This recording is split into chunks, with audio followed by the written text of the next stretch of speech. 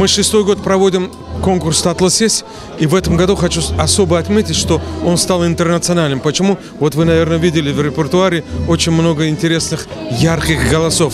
Они являются представителями разных национальностей, участники, которые пели и русские, и украинцы, и евреи. И хочу самое главное сказать, они пели крымско-татарские народные песни.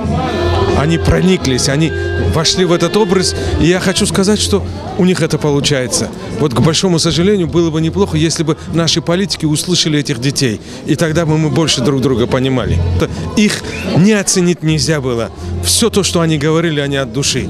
Они не только говорили, они пели песню этой земли. Они говорили и пели на языке этой земли. Я думаю, что мы из года в год будем продолжать этот конкурс.